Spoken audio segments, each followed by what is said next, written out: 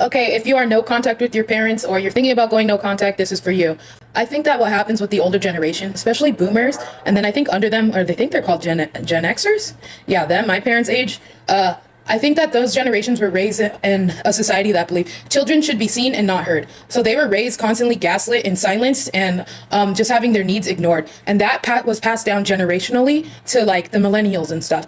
And a lot of the millennials, not all boomers and Gen Xers do this, but a huge group of them are like this. Because like when you get older, once you think that you know everything and you refuse to learn or grow or expand, then you just get stuck like that. So they're stuck in this toxic thing that they were passed down and whatever. And with my family, it's like, every problem that we have that they did to me, anything they did wrong, I was just expected to take it and shut up. And anytime I try to bring something up, I'm telling you, my mom's signature move is literally running away. And she goes, I can't handle this, I can't deal with this, and goes to the room and closes the door. And then later on, she just comes around and acts like nothing happens, and I'm just expected to not say anything about it because she's gonna freak out. And that's a part of like enmeshment, where enmeshment is when somebody doesn't have the ability to regulate their emotions. So anytime I talk about a conflict with my mom, she starts panicking because she doesn't have conflict resolution skills and abilities to communicate with me. So she starts panicking and then she leaves to try to calm her nervous system down. But what happens after that is I'm not allowed as a child to talk about the issues, and I have to silence my own needs, and I have to just like hold it in and just hold that in and like let this fucking toxic marinade take me over, and I'm just like, I'm dying.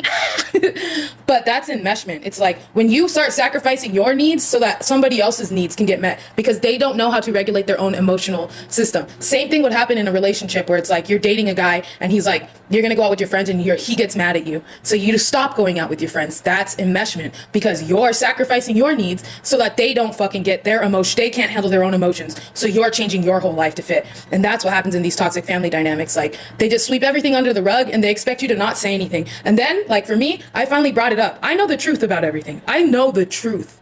The real truth. But anytime I try to talk about stuff with them, it's always deflection. I don't remember. I never did that. Oh, you're so ungrateful. You're so ungrateful. I let you live here. You're so ungrateful. I gave you a house. And with parents that say that, it's like being a parent isn't about giving a kid a house. Do you know what they do at the orphanage?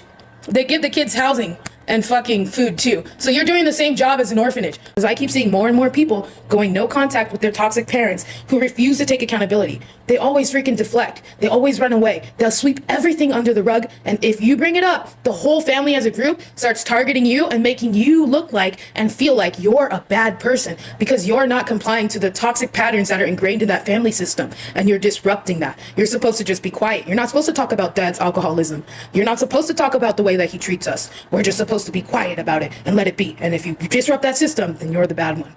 Anyways, hope this helps.